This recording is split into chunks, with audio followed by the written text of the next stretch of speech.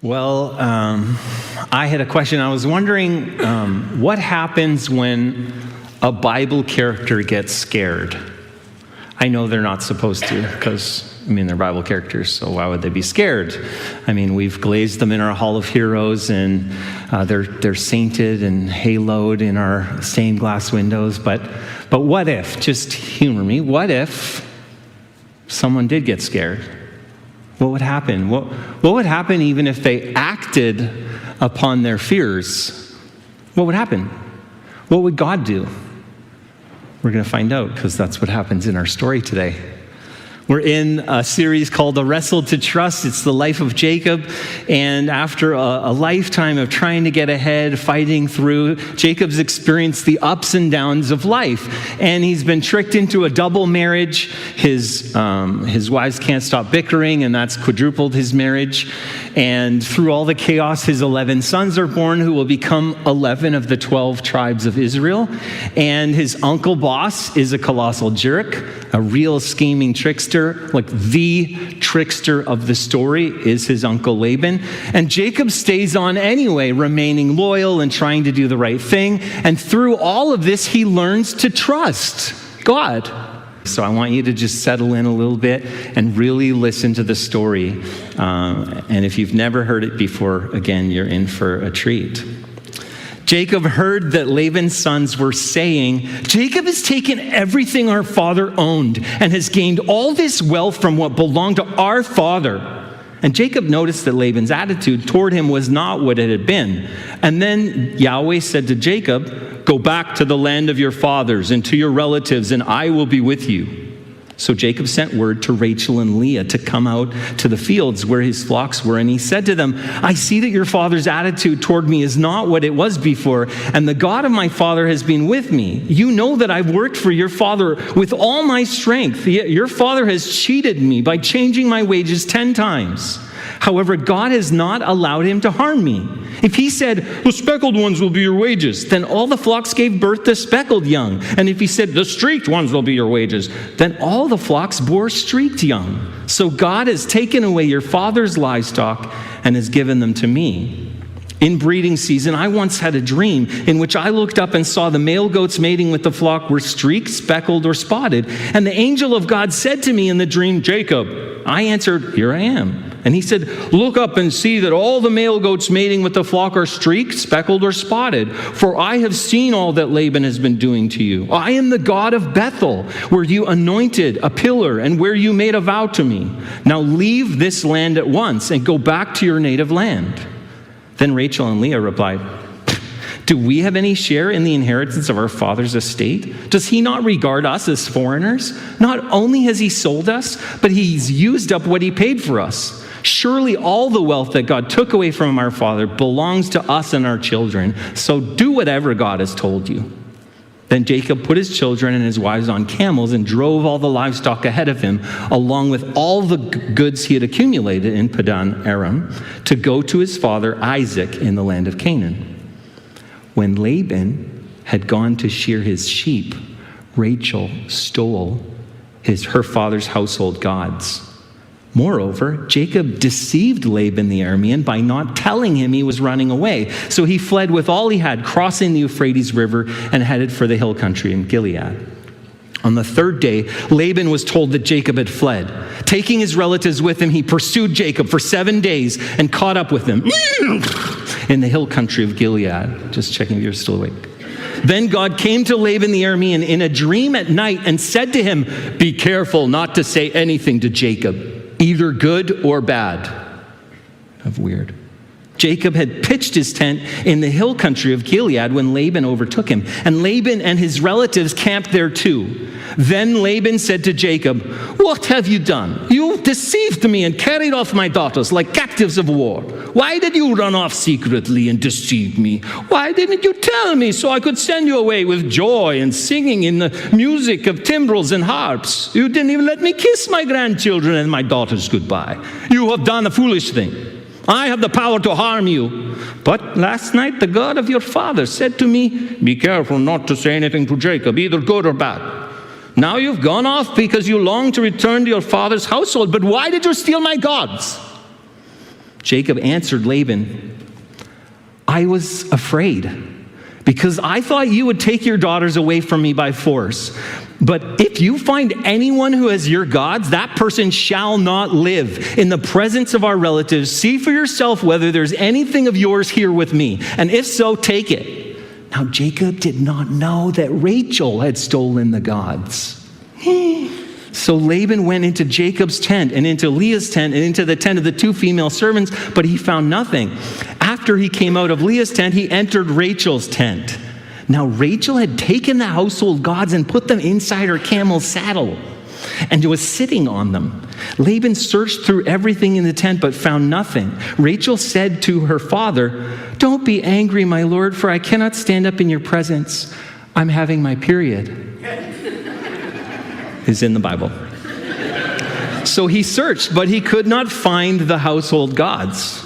Jacob was angry and took Laban to task. What is my crime? He asked Laban. How have I wronged you that you hunt me down? Now that you've searched through all of my goods, what have you found that belongs to your household? Put it here in front of their relatives and mine. Let them judge between the 2 of us. I have been with you for 20 years now. Your sheep and your goats have not miscarried, nor have I eaten rams from your flocks. I did not bring you animals torn by wild beasts. I bore the loss myself. And you demanded payment from me for whatever was stolen by day or night. This was my situation. The heat consumed me in the daytime, and the cold at night, and the sleep fled from my eyes. It was like this for the 20 years I was in your household. I worked for you 14 years for your 2 daughters and 6 years for your flocks, and you changed my wages 10 times. If the God of my father, the God of Abraham, and the fear of Isaac had not been with me, you would surely have sent me away empty-handed. But God has seen my hardship and the toil of my hands, and last night he rebuked you. Laban answered Jacob, the women are my daughters. The children are my children. The flocks are my flocks. All you see is mine. Yet, what can I do today about these daughters of mine or about these children they have borne? Come now, let's make a covenant, you and I, and let's set it as a witness between us. So Jacob took a stone and set it up as a pillar. And he said to his relatives, gather some stones. So they took some stones and piled them in a heap, and they ate there by the heap. Laban called it Jegar Sahadutha, and Jacob called it Gilead. Laban said, this heap is a witness between you and me today. That's why it was called Gilead. It was also called Mizpah because he said, may the Lord keep watch between you and me when we are away from each other. If you mistreat my daughters, or if you take any wives beside my daughters, even though no one will see, remember God is a witness between you and me. Laban also said to Jacob, here is this heap. Here is this pillar I have set up between you and me. This heap is a witness, and this pillar is a witness, that I will not go past this heap to your side to harm you, and you will not go past this heap or pillar to my side to harm you. I think my accent's changing. May the God of Abraham and the God of Nahor, the God of their fathers, judge between us. So Jacob took an oath in the name of the fear of his father Isaac. He offered a sacrifice there in the hill country and invited his relatives to a meal. After they'd eaten, they spent the night there. Early the next morning, Laban kissed his grandchildren and his daughters and blessed them. Then he left and returned home. This is God's word. What a story. My big idea this morning is that it's hard to trust God, but in grace, he continues to be faithful. It's hard to trust God, but in grace, he continues to be faithful. We're invited to remember God's record. When Elijah was young, my eldest son, he used to take the sports section of the newspaper, and he had these little books, and he would write the statistics. He would write down each team. He'd rewrite it all, the wins and losses and every piece of information he could find. And then he'd list out all the players from different teams, and he'd write their statistics. And different leagues he would write out there. So he just loved this, like hour after hour, page after page, sheet after sheet, like year after year, player after player. He loved the record. And God has a record that if Elijah were keeping track of, he would find God has a very good record. In fact, he's unbeaten. He's never lost a game. It's not even been close. We're able to look back and see that God has always come through time and time again. The biblical record is of how God has always done what he set out to do. He always keeps his promise. He always keeps his part of the bargain. He always keeps his covenant. Joshua says in Joshua 21, not one of all the Lord's good promises to Israel failed. Everyone was fulfilled. It's incredible. And this is also Jacob's first problem. Jacob has a big problem. Everyone is noticing Jacob's problem, and his problem is God's favor. Like things are going a little too well for him. Laban has tried every trick in the book. He's changed his wages 10 times. He says if it was speckled sheep, then suddenly they're doing well. He would change it to spotted sheep, and then suddenly they would be doing well. And then he'd change it to striped sheep, and he'd just keep changing and changing it. And it didn't matter what he did, no matter what he tried to steal or deceive or trick Jacob in any way. It always turned out with Jacob's flocks getting bigger and Laban's flocks getting smaller. Now we should note, Jacob's flocks don't grow because he lied and deceived and cheated. In fact, he was lied to and deceived and cheated, but he didn't complain. He acted with integrity and honor, he explains. Jacob tells us who the real source of his problem is. In verse 5, he says, but the God of my father has been with me. Or verse 7, God did not permit him to harm me. Or verse 9, thus God has taken away the livestock of your father and given them to me. God is on his side. Isn't this what we would love to say? God is on my side. And you'll say, well, God is on his side. He's blessed. Everything goes well for him. It's easy. For him, he's the Bible character. And he's rich. There's a weird phenomenon that happens when I had little kids. So we have 5 kids. That's 3 of our kids when they were young, and a lot more intense. And so 5 kids, like even if you have 1 or 2, it is intense when you have little kids. And if you have little kids, or you did, maybe you'll remember this, very intense. Like it just feels so chaotic, and everything's going on, and they're pushing against you all the time, and you're trying to train and discipline them, and it's just constant. And they're so dependent. And then I'd come to church, and usually I'd be chasing kids around, and there's like vomit on my shirt, and you're there, and you just feel so hairy. You didn't sleep because someone made the bed, and you're there, and then some older person, some dewy-eyed old person would walk up to you and be like, just enjoy it because it goes by so quickly. And then in my irritation and sleeplessness, to be fair to me, I would say usually something like, well, the years might go by quickly, but the days are long and the nights are even longer, right? And that is what it's like for Jacob. The years might be long, or might be short, quick, but the days are long. That's what he says in verse 40. There I was by day, the heat consumed me, and the cold by night, and my sleep fled my eyes. It was hard. And the thing you need to hear this morning is that the favor of God doesn't mean it isn't hard. God sends Jacob home with this promise. He says, I will be with you. It's an echo of an old promise, one he gave him at Bethel, if you remember that week. Bethel, the dream, the waking dream, where God said, basically, I'm with you. I will watch over you. I will keep my promise. I will not leave. And the promise doesn't mean that everything that happens is good or easy. It doesn't mean our wages won't change 10 times. Or that people won't cheat or lie to us, or we won't experience hardship or suffering or fear, or integrity. Our integrity won't be tested by people who have no fear of God, or we won't wonder in moments, what on earth is happening? Many of you have seen that. I kind of think of it as like a cheesy poem, Footprints. Maybe sometimes in an older person's house you'll see it like framed, and it's got this like usually picture of like this, like a sun and a beach and footprints. And if you don't know the Footprints poem, it's basically like, I would go to read it, I'd be like, oh, it's kind of cheesy, and then you read it, and then I'd start crying because it's It's so meaningful. And it's this poem where basically someone's walking with Jesus along the beach and they look back at their life and they say, oh, Jesus has been walking with me. And you see two sets of footprints. And then they realize that at the most difficult points of their life, there's only one set. And so they say to Jesus, Jesus, why, when it was hardest, did you abandon me? Why is there only one set of footprints? Why would you leave? And Jesus says back, well, it was then that I carried you. That's why there's only one set. And if we could look back at our lives, we could cram statistic books filled with stories of God's faithfulness and how he carried us in our moments of difficulty. We're invited to flee the fear. And to the fear.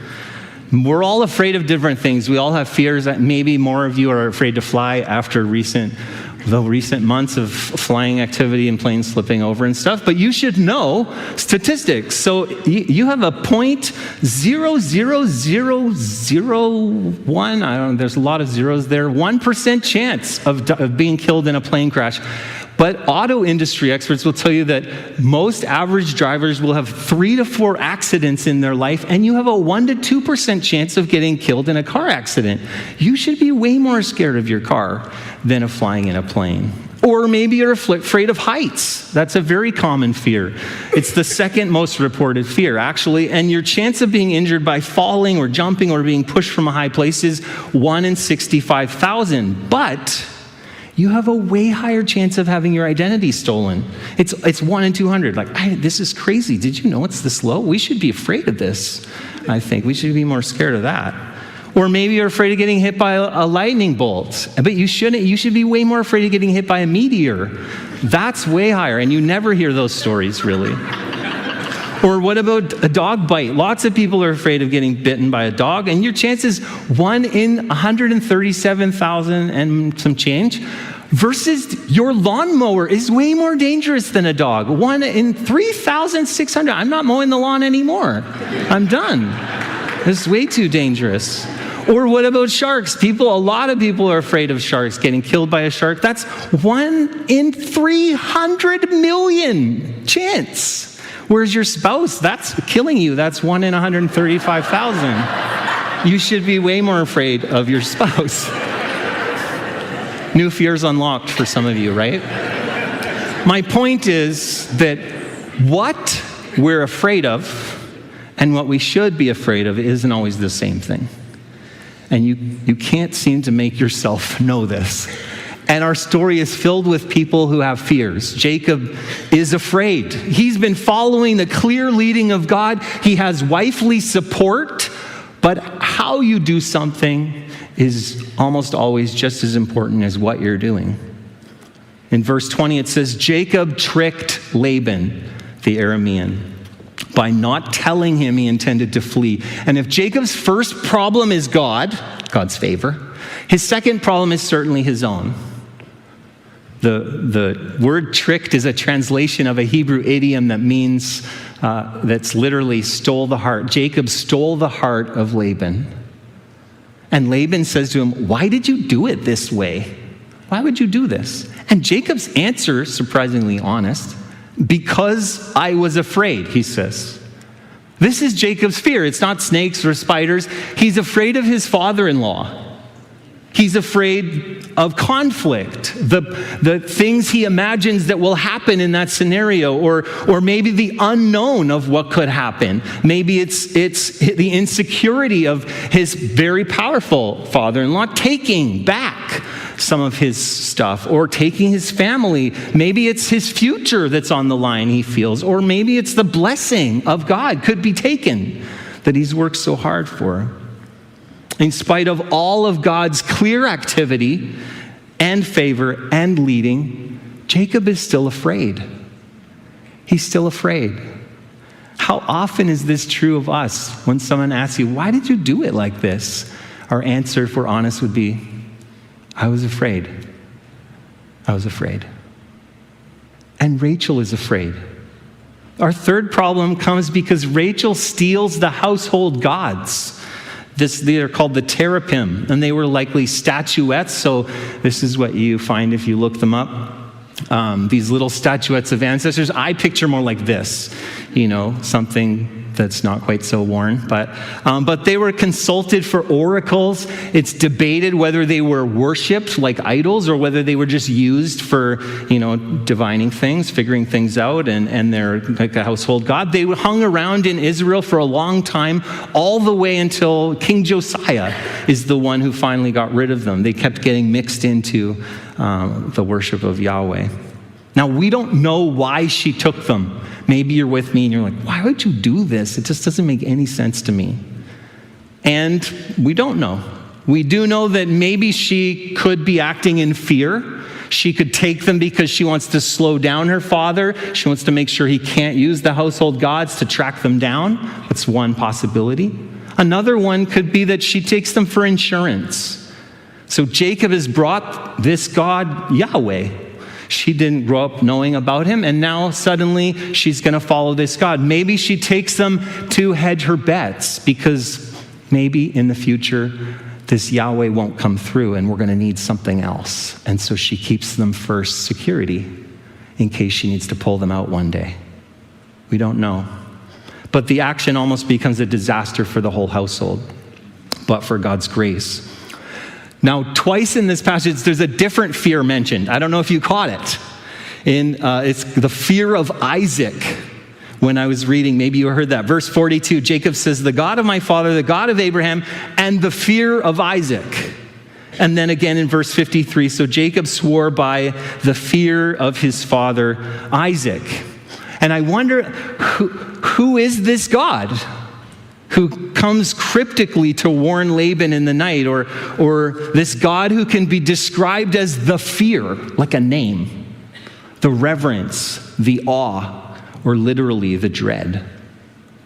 Isaiah chapter 30 has a good explanation or description. With whom then will you compare God? To what image will you liken him?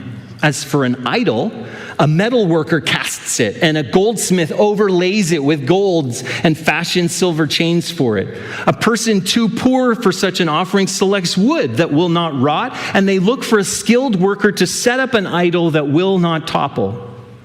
Do you not know? Have you not heard? Has it not been told you from the beginning? Have you not understood since the earth was founded? He sits enthroned above the circle of the earth, and its people are like grasshoppers. He stretches out the heavens like a canopy and spreads them out like a tent to live in. He brings princes to naught and reduces rulers of this world to nothing. No sooner are they planted, no sooner are they sown, no sooner do they take root in the ground than he blows on them and they wither. And a whirlwind sweeps them away like chaff. To whom will you compare me? Or who is my equal, says the Holy One?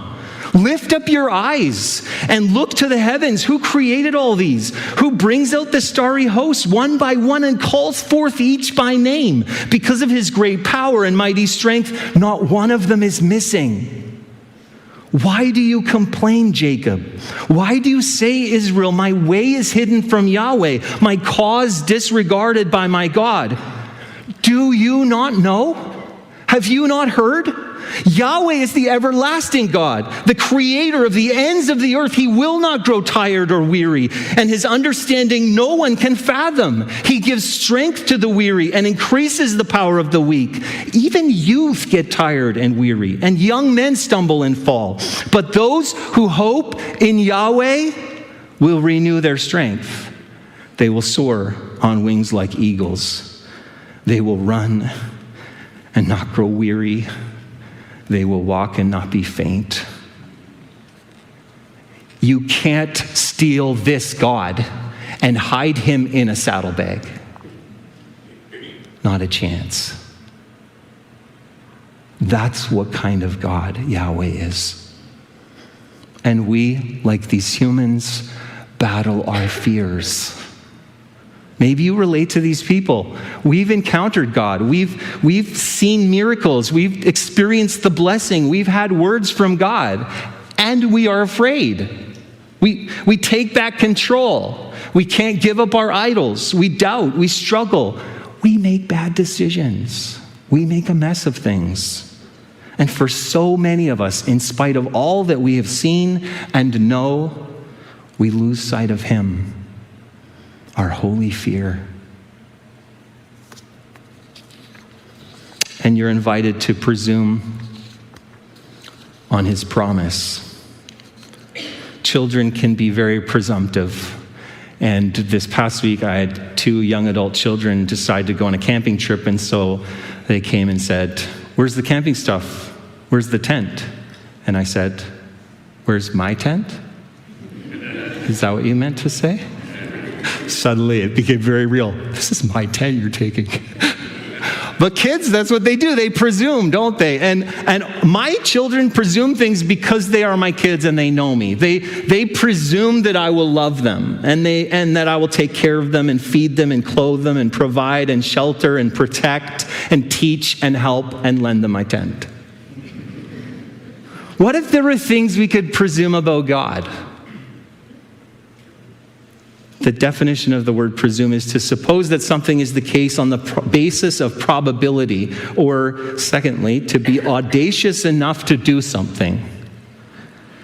Psalm 9:10 says, "Those who know your name will trust in you, for you, Yahweh, have never forsaken those who seek you."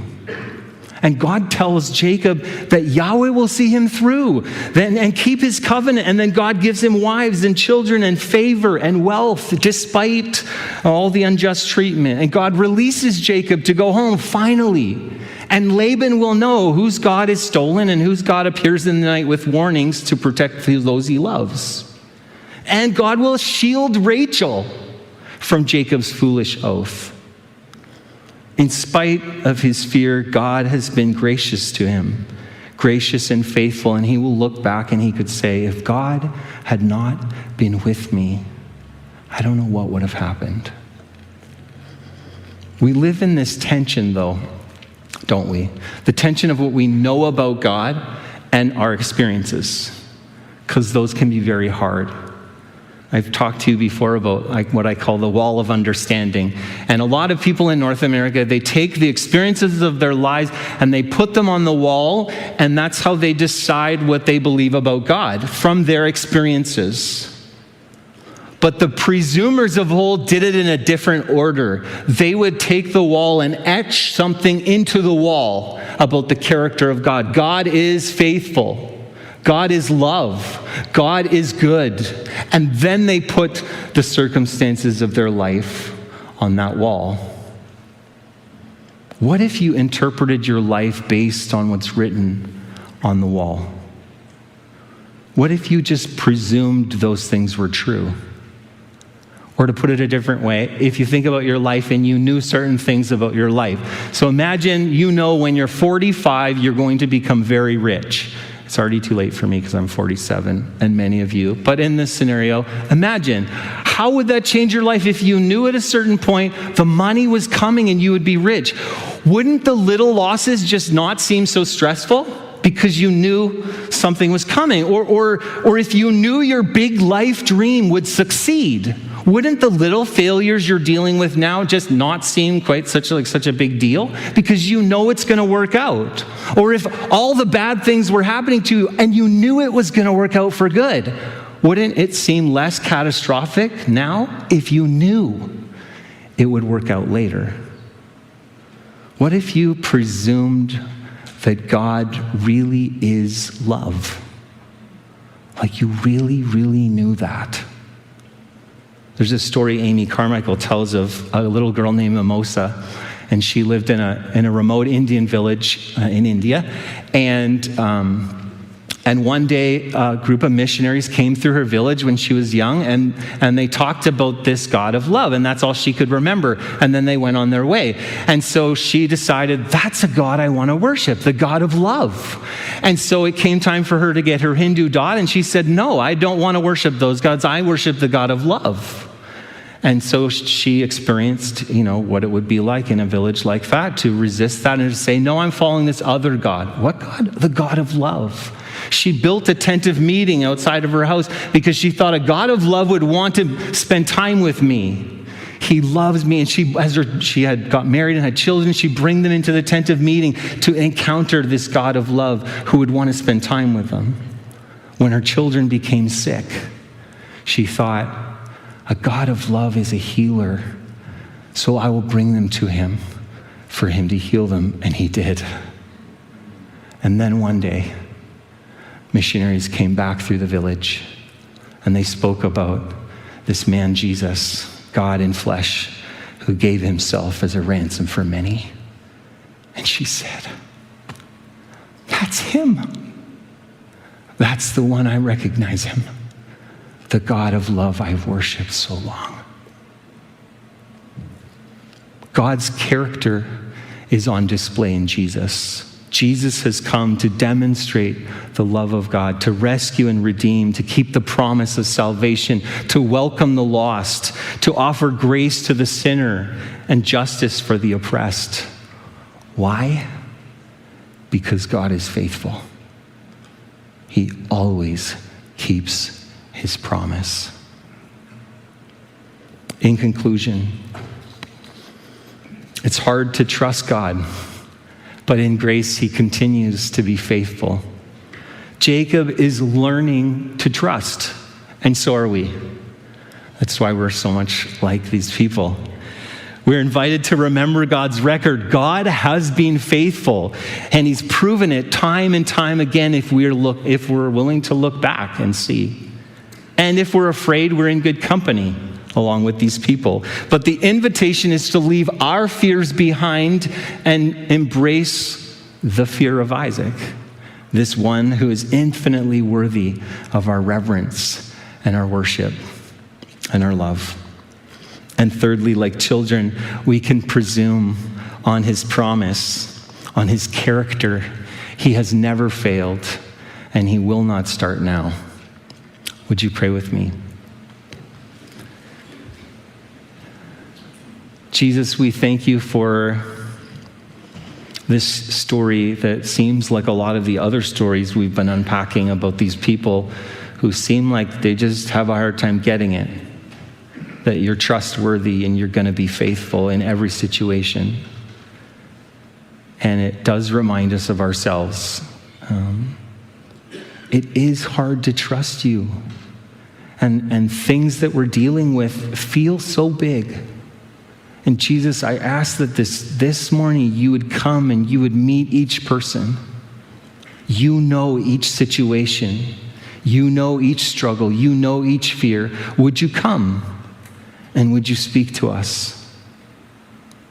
Would you heal us? Would you transform us? We thank you that this is your heart to do.